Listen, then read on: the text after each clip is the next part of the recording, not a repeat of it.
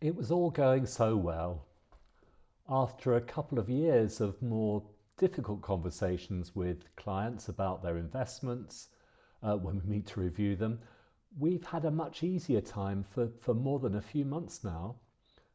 Despite the ups and downs of the past 5 years, the ups have meant that most have certainly fared better than they would if they'd left all of their money in the bank and even kept ahead of inflation.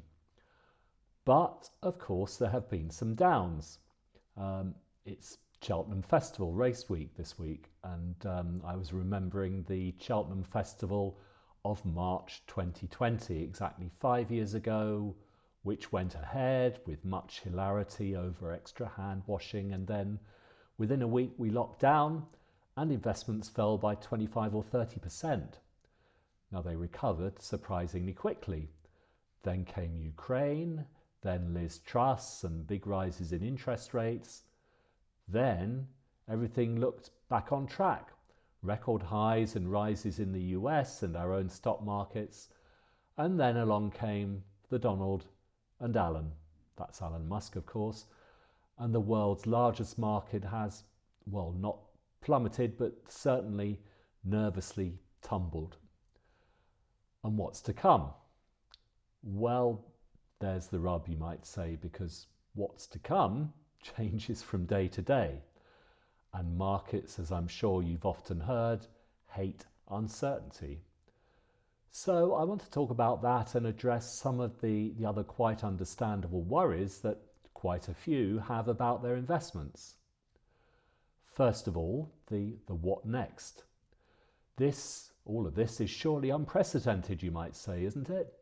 Well, yes, but then you could, and many do, say that about everything that affects markets badly.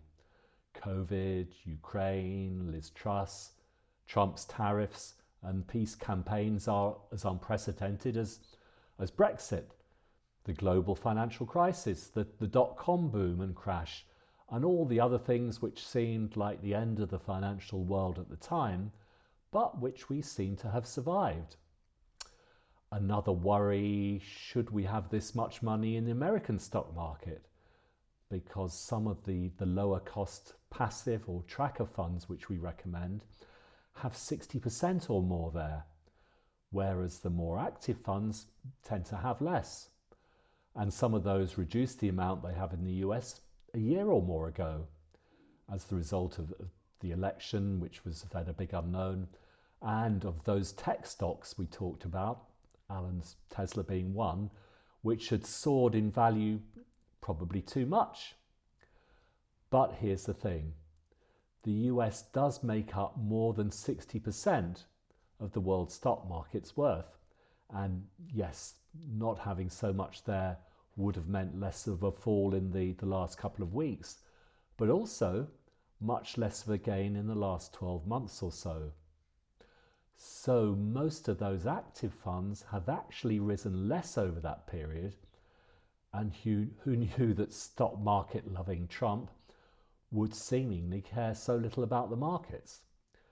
Now, if you're into a good conspiracy theory, then you might think that there are many, both here and there, with big vested interests in seeing things go back up, and who may have had some warning of the falls. You may think that. I couldn't possibly comment.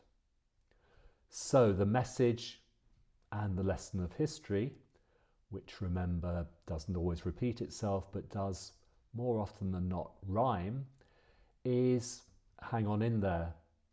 And it being your investment portfolio, will be all right in the end. And if it's not all right yet, then it's not the end yet.